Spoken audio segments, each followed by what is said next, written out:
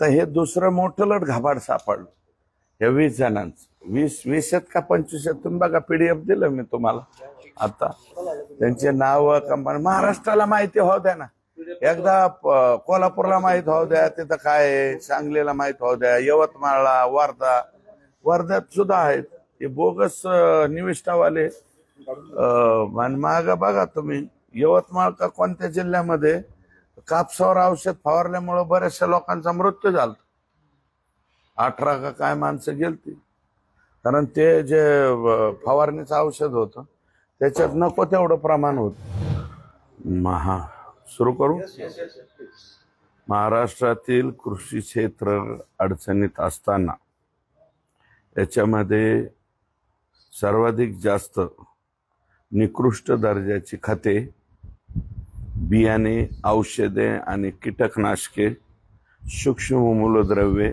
प्रजैविके PGR PROM इत्यादी पुरवठा कंपन्या व कृषी विभागातील अधिकारी शेतकऱ्यांच्या माथी मारत आहेत तसेच कंपन्या निरनिराळे प्रलोभने देऊन शेतकऱ्यांना मुख्य खते युरिया DAP इत्यादी सोबत लिंकिंग मध्ये निकृष्ट दर्जाची खते घेण्यास भाग पाडत आहेत मला वाटतं सर्व मीडियाने अशा संपूर्ण या त्या जिल्ह्यातल्या बातम्या सुद्धा यापूर्वी दिलेल्या आहेत लिंकिंग हा नवा प्रकार गेल्या 10 वर्षामध्ये प्रचंड प्रमाणात वाढलाय त्यासाठी गाव पातळीवरील कृषी निविष्ठा विक्री केंद्रे कंपनी पातळीवर विक्री काम पाहणारे किंवा उत्पादन केलेला माल खपविण्यासाठी प्रयत्न करीत आहेत शेतकऱ्याचं कर्ज काढून उत्पन्न जास्त येईल या आशेने निविष्ठा घेत आहेत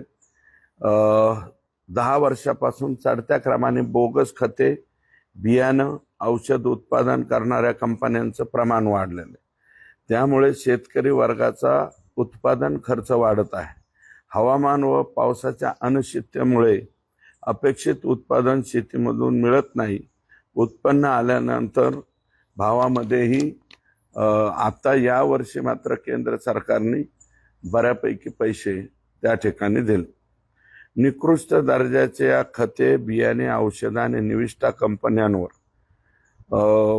उत्पादन करणाऱ्या कंपन्यांवर योग्य दर्जा गुणवत्तापूर्ण निविष्ठा उत्पादन होणार आहे याचे नियंत्रण करण्याचे मुख्य काम कृषी विभागाचे आहे एका जिल्ह्यामध्ये कृषी विभागामार्फत गुण नियंत्रणाच्या कामासाठी प्रत्येक तालुक्याला कार्यरत असणारे तालुका कृषी अधिकारी पंचायत समितीचा कृषी अधिकारी उपयोगी पातळीचा उपयोगी कृषी अधिकारी जिल्हा पातळीवर जिल्हा अधीक्षक कृषी अधिकारी जिल्ह्यात जिल्हा अधीक्षक कृषी अधिकारी यांच्या कार्यालयातील कृषी उपसंचालक पूर्ण वेळ जिल्हा गुणवत्ता नियंत्रण निरीक्षक जिल्हा परिषदेकडील कृषी विकास अधिकारी आणि जिल्हा परिषदेकडील मोहीम अधिकारी विभागीय कृषी सहसंचालक कार्यालयातील विभागीय गुणवत्ता नियंत्रण निरीक्षक विभागीय तंत्र अधिकारी गुण नियंत्रण अधिकारी इत्यादी अधिकारी कर्मचारी काम करीत आहे साधारणपणे आमच्या बीड जिल्ह्यामध्ये एकूण 11 तालुके 11 तालुक्याची नावं घेत बसण्यात मी हे करत नाही त्यामध्ये 11 तालुका कृषी अधिकारी 11 पंचायत समितीचे कृषी अधिकारी 3 उपविभागीय कृषी अधिकारी जिल्हा परिषदेचे मोहीम अधिकारी कृषी विकास अधिकारी जिल्हा अधीक्षक कृषी अधिकारी यांच्या कार्यालयातील कृषी उपसंचालक आणि पूर्ण वेळ जिल्हा गुणवत्ता नियंत्रण निरीक्षक असे मिळून एकट्या बीड जिल्ह्यात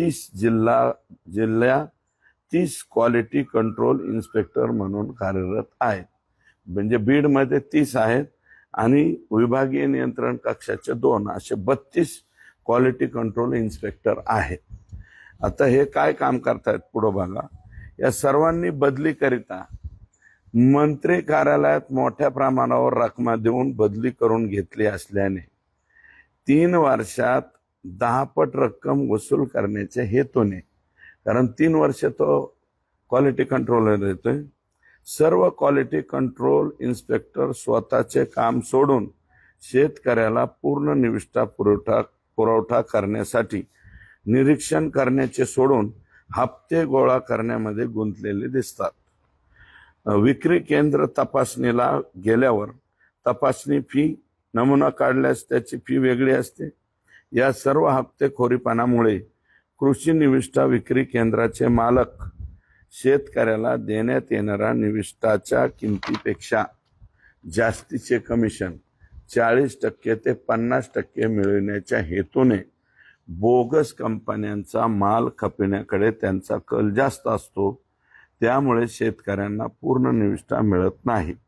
याबाबत मी माहिती घेतली असता बहुतांश अधिकारी म्हणजेच संचालकापासून जिल्हा गुणवत्ता नियंत्रण निरीक्षकापर्यंत या सर्व अधिकाऱ्यांचे बोगस निविष्ठा उत्पादन करणाऱ्या कंपन्यांमध्ये यांचाच वाटा आहे किंवा त्यांच्या रक्तातले नातेवाईक म्हणजे पत्नी, मेहुणा, चुलता, पुतण्या, मित्र अप्रत्यक्षरित्या स्वतःच्या कंपन्या स्थापन करून त्या कंपन्यामधला माल याच कृषी विक्री केंद्रास घेण्यास दबाव आणतात. तुम्ही जरा कृषी विक्री केंद्रामध्ये सुद्धा माझं मत आहे की सगळ्या मीडियाने कृषी विक्री केंद्रामध्ये जाऊन सुद्धा याची माहिती घ्यावी. ही माहिती मला मिळाल्यानंतर मी या बजेट अधिवेशनामध्ये विधानसभा तारांकित प्रश्न क्रमांक 2251 अन्वये राज्यात कृषी गुणनियंत्रण विभागातील अधिकारी व कर्मचारी यांनी केलेल्या गैरव्यवहाराबाबत विचारणा केली होती की महाराष्ट्रात किती अधिकाऱ्यांच्या नावाने, मित्रांच्या नावाने कंपन्या आहेत, किती निविष्ठा विक्री केंद्र आहेत याची माहिती मागितली असता मला अत्यंत धक्कादायक माहिती मिळालेली आहे. ही कृषी विभागाकडूनच माहिती मिळाली मला. खात्यातील अधिकाऱ्यांनीच कंपन्या सुरू केलेल्या असल्यामुळं या कंपन्यामार्फत उत्पादित झालेले खते, बियाणे, औषधे, कीटकनाशके इत्यादींचे नमुने काढले जात नाहीत. कृषी निविष्ठा विक्री केंद्रांना अधिकाऱ्यांच्या अप्रत्यक्षरित्या मालकीच्या असणाऱ्या कंपन्यामार्फतच, कारण हे जे क्वालिटी कंट्रोल ऑफिसर पुण्याला बसलेले आहेत यांच्याच कंपन्या असल्यामुळं हे त्यांच्या खालच्या अधिकाऱ्यांना सांगतात की हे विकत घेण्यासाठी जबरदस्ती केली जाते. मला वाटतं कोरोनाच्या काळात एकदा कृषी सेवा केंद्र या सगळ्यांनी याच्या विरोधात आवाज उठवला होता आणि पंढरपूरला का काहीतरी एक अधिवेशन किंवा तक्रार ही त्या ठिकाणी केलेली होती. कोल्हापूर संभागातील याच्यातले सगळ्यात जास्त या बोगस कंपन्या ज्या आहेत ते कोल्हापूर रिजन म्हणजे पश्चिम महाराष्ट्रामध्ये आहेत.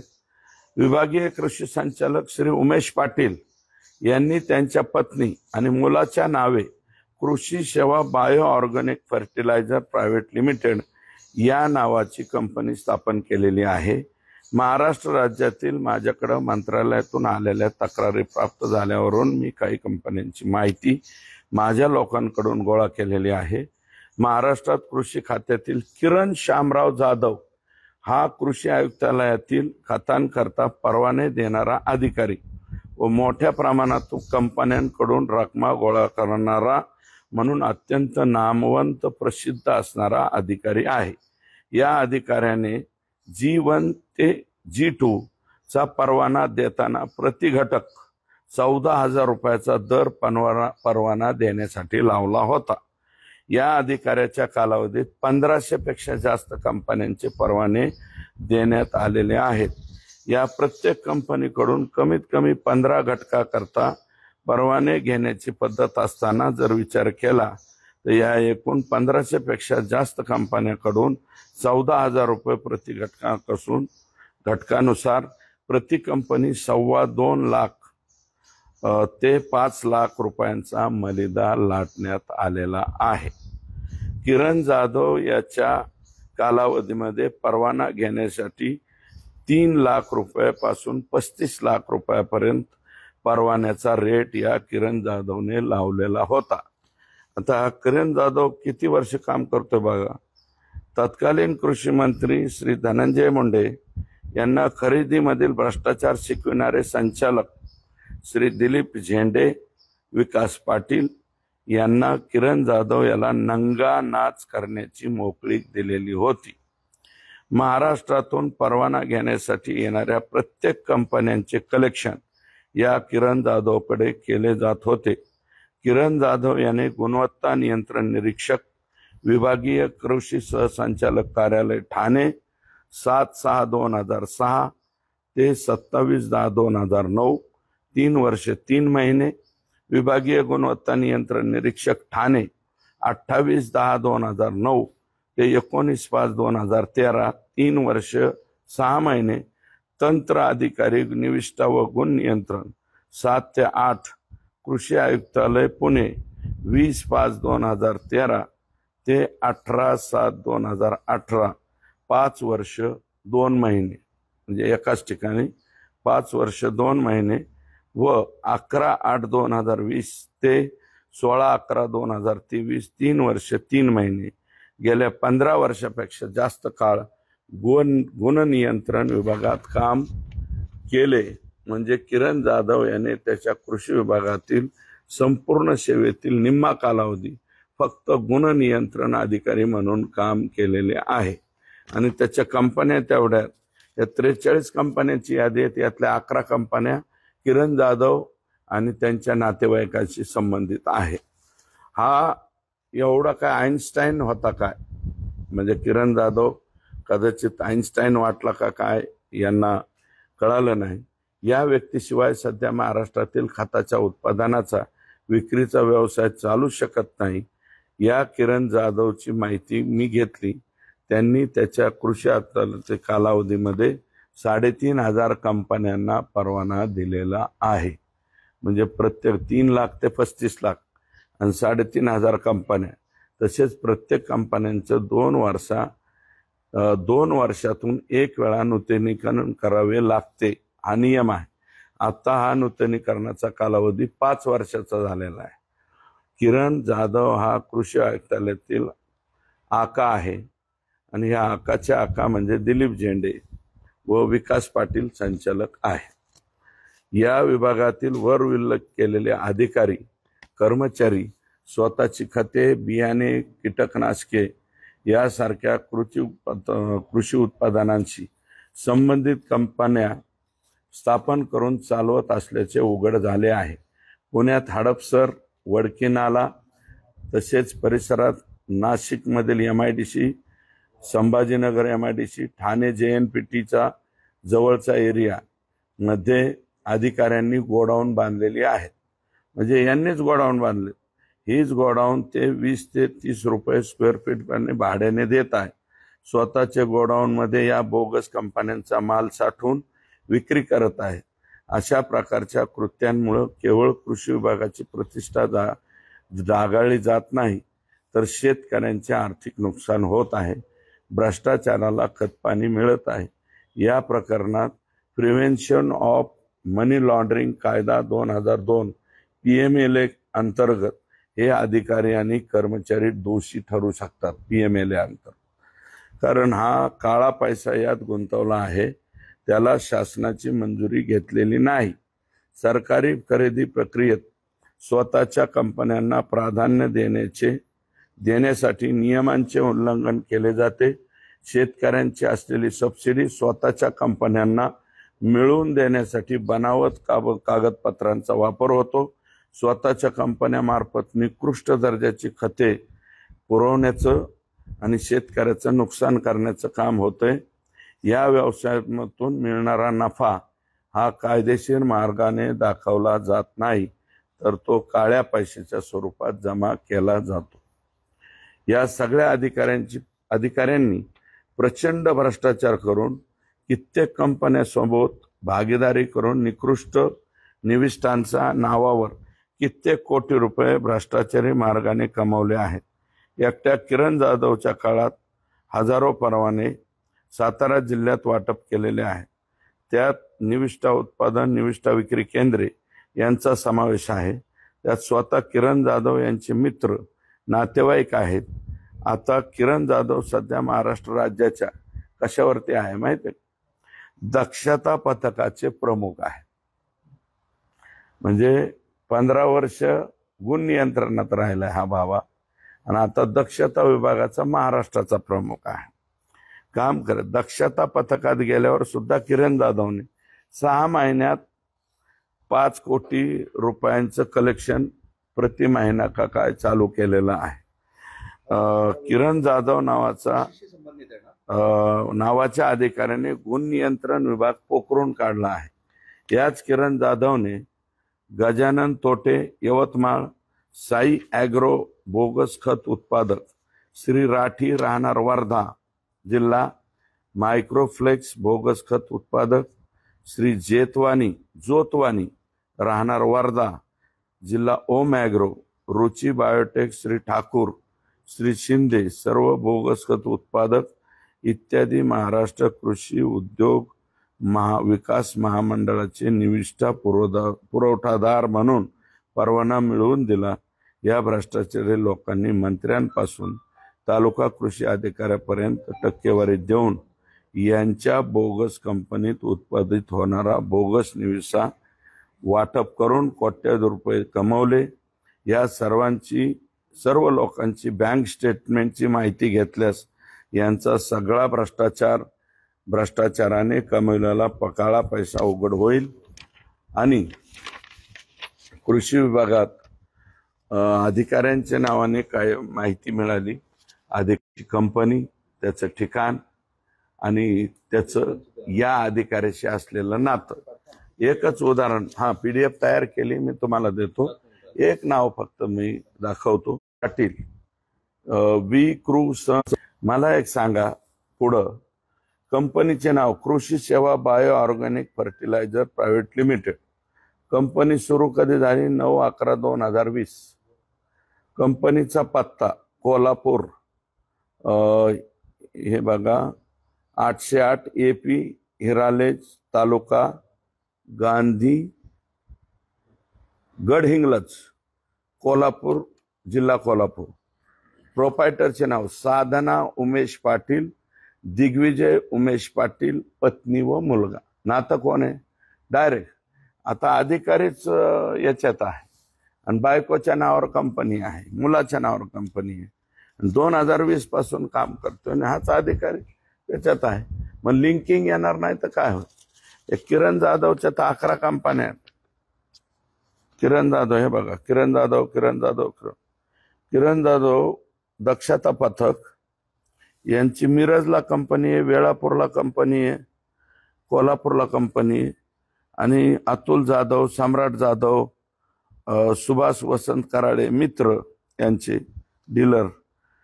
त्याच्यानंतर सगळे असेच आहेत, एक सुद्धा वेगळा नाही. याचं PDF तुम्हाला मी देतो. अशा जर पद्धतीने कृषी विभाग चालत असला, मला एक सांगा, हे किती भयानक आहे.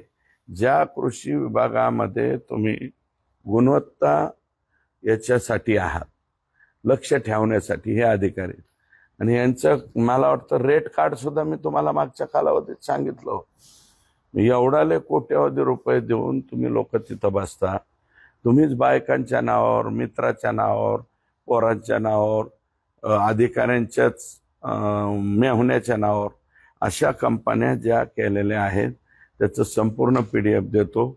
माझं मत आहे की हे महाराष्ट्राच्या पुढं तुम्ही सगळ्यांनी मिळून आणावं. आणि याची देवेंद्र फडणवीस साहेबांना मी विनंती करणार आहे. किरण शामराव जाधव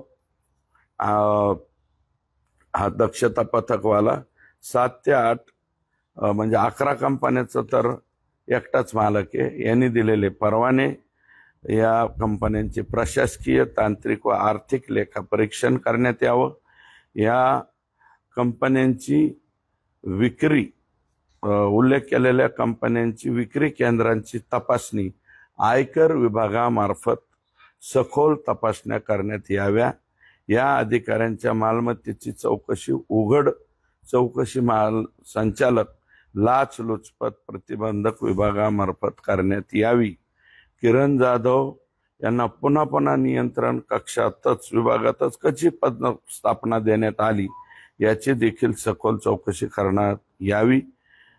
किरण जाधव, दिलीप झेंडे, विकास पाटील हे जरी सेवानिवृत्त झाले असले हे आत्ता सेवानिवृत्त झाले, म्हणजे तरी त्यांच्या व नातेवाईकांच्या मालमत्तेची सुद्धा LCB मार्फत ACB मार्फत LCB आलं सॉरी ACB मार्फत चौकशी करण्यात यावी। महाराष्ट्र कृषी उद्योग विकास महामंडळाचे खते, बियाणे, औषधे व इतर कृषी निविष्ठांचे पुरवठादार यांची गेल्या 15 वर्षातील आर्थिक व्यवहाराची तपासणी आयकर विभागामार्फत करण्यात यावी, अशा प्रकारची मी विनंती माननीय मुख्यमंत्री महोदयांना उद्या परवा, जर परवा वेळ दिली तर परवा आणि नाही वेळ दिली तर सोमवारी किंवा मंगळवारी साहेबांकडे ही मागणी करणार आहे। याचं PDF 43 कंपन्या, आणखी सुद्धा काही कंपन्या त्या ठिकाणी आहेत, तर त्या कंपन्यांची सुद्धा नावं मी तुम्हाला देतो। कृपया ही नावं महाराष्ट्राच्या पुढे आणावी।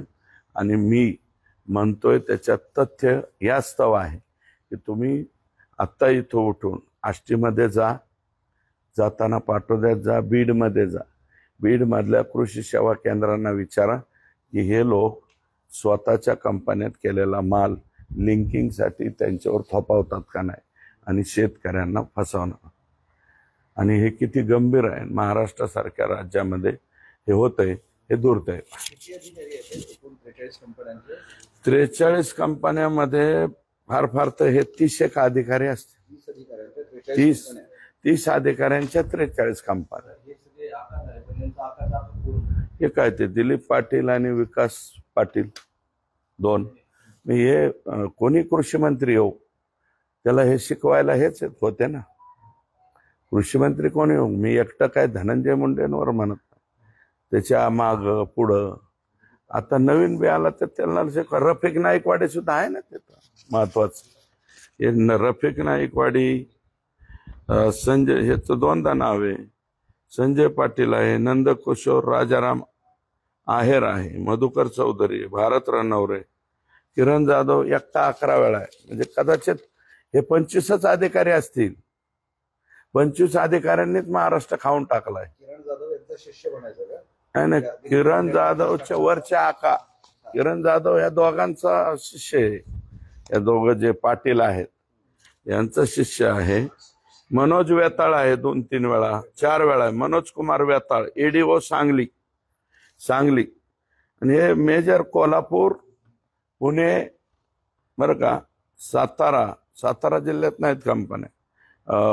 हे बघा, नरेंद्र रामचंद्र पात्रे मुलगा, त्याची कंपनी, आणि तंत्र अधिकारी दक्षता पथक, नरेंद्र बारापत्रे हा आता सध्या तंत्र अधिकारी, मधुकर चौधरी इकडे नाव घेतलं, कृषी विकास अधिकारी सेवानिवृत्त आहे, याच्या नातेवाईकाच्या ह्याच्यावरती कंपनी कुठे आहे, लीना राजेश अरुण चौधरी, हे यांची पण लिमिटेड कंपनी आहे। आणि इथे राजेंद्र माळोदे ADO 25 सुद्धा नाहीत, हे 20च लोक असतील। हे 20 लोकांनी अख्खा महाराष्ट्र खाऊन टाकला। आणि आम्ही इकडं म्हणायचं अरे खत नीती आहे ना, अमकं व्हाय ना, लोकांमध्ये चर्चा होती। आणि हे 20 लोकांनी, मी तर CM साहेबाला विनंती करणार आहे की ACB, परत हे इन्कम टॅक्स आणि ED या तिन्ही मार्फत या लोकांची चौकशी करा। महाराष्ट्रातला लिंकिंगचा घोटाळा सगळा बाहेर पडतो आणि महाराष्ट्र एकदा साफसूफ तरी होऊन जाईल। आणि हे चोरी छुपे, कारण हे कुणाच्या लक्षात येणार नाही। 15 वर्ष गुन्हा नियंत्रण मध्ये एक अधिकारी राहतो, 15 वर्ष,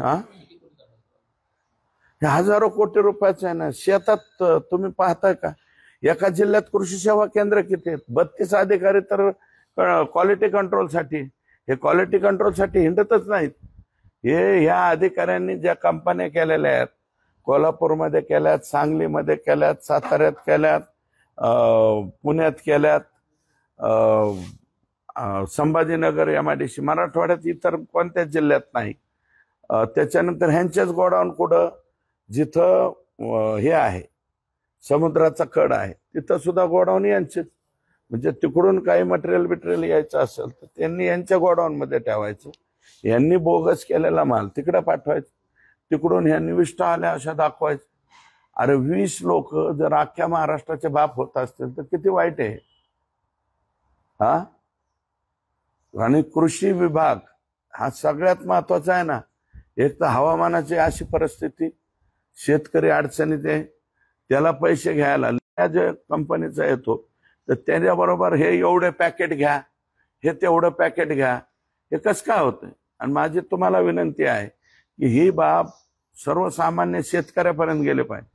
इथून पुढं मी आता हे 32 का काय आमच्या जिल्ह्यातले अधिकारी हे सगळ्यांना बोलवून घेणार आहे. उद्या पालकमंत्र्याच्या समोर सुद्धा हा विषय मांडणार आहे की एकाने जरी लिंकिंगचं कुठं कोणी सांगितलं आणि जिल्ह्यात कृषी सेवा केंद्र आमचेच आहेत, कोणाचे का असणार, जे कोणी पोरं सोरं जे व्यापारी काम करते ते आमचेच व्यापारी. आम्ही त्या सगळ्यांना सांगू एकाचंही लिंकिंगचं खत घ्यायचं नाही. आमच्या जिल्ह्यापुरतं तर आम्ही करू, बाकीच्या जिल्ह्यात ते बघावं.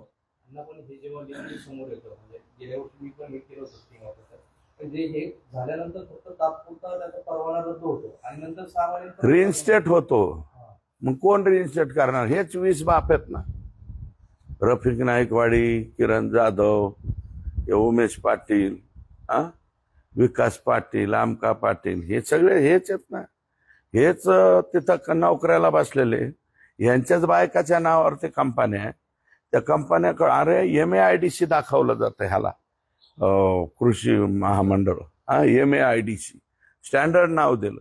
MAIDC कडून माल खरेदी करावा. अजून सुद्धा बरंच आहे. मी पुढचं आणखी एक मुलाखत देणार आहे तुम्हाला कापसाच्या ह्याच्या बाबतीत, तेलबियाच्या बाबतीतली. हे आजची जे आहे ते कृषी खात्याचे. आणि हे जे लिंकिंग आहे हे लिंकिंग कृपया यंदा तरी बंद झालं पाहिजे. आणि यांच्या सगळ्या कंपन्यांच्यावरती रेड पाडल्या पाहिजे, या कंपन्यांचे लेखे तपासले पाहिजेत. आणि अरे हे काय चाललंय काय महाराष्ट्रामध्ये, असं कुठं असतंय का. आपण बघितलं की गेले काही काळात हा सगळा घोटाळा झाला आणि यामध्ये वेगवेगळे कृषी मंत्री बदलले तरी देखील हे अधिकारी काय माहित. आणि हे सांगतायत म्हणून ही लिंकिंग होते, पण ह्या सगळ्या अधिकाऱ्यांची आणखी कोणाची लिंकिंग आहे का की हे अधिकारी कायम राहत आहेत. मोठ्या कोणा याच्यात राजकीय नेत्याचा सहभाग असा होतो. नाही काय हे वरच्या पातळीवर जातच नाही ना. फाईल जी आहे अधिकारी मंजूर करण्याची मंत्री लेवल पर्यंत, त्या मंत्र्यालाच लिंकिंग शिकवायची.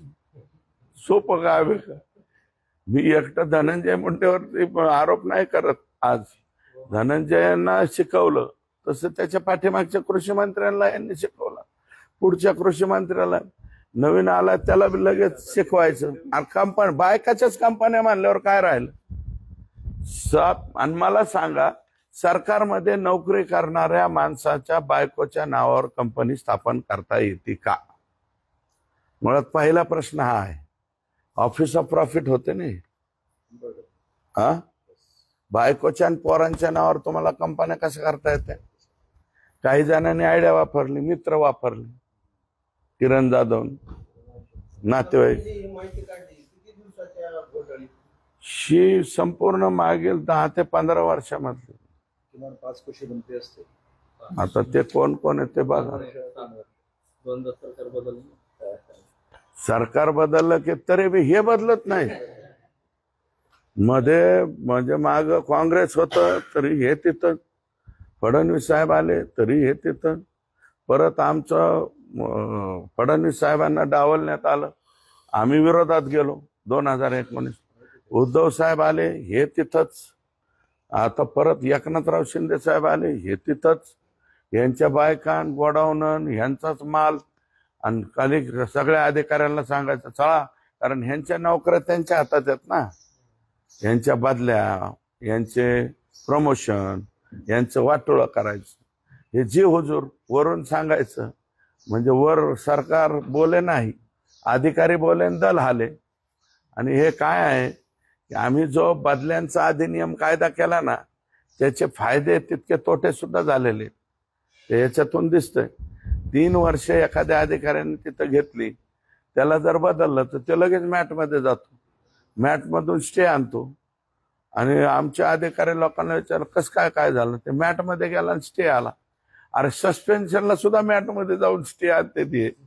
हा जो बदली अधिनियम 2005 आहे ना, याच्या बाबतीत सुद्धा संशोधन करण्याची पाळी मला वाटतं.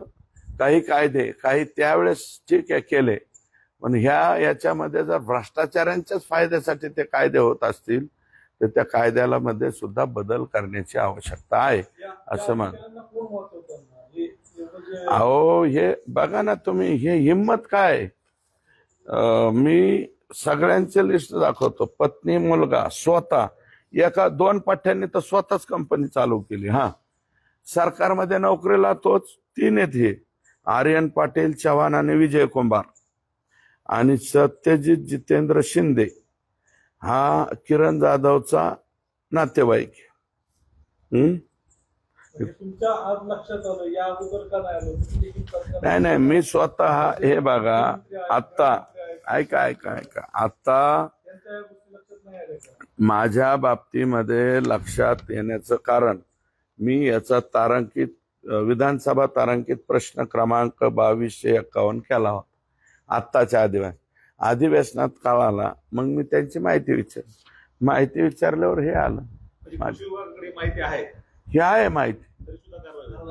कारवाई कोणीच केली नाही यांच्यावर. आता हे मालक झालेत ना, हे 20 लोक महाराष्ट्राचे मालक होऊन बसले.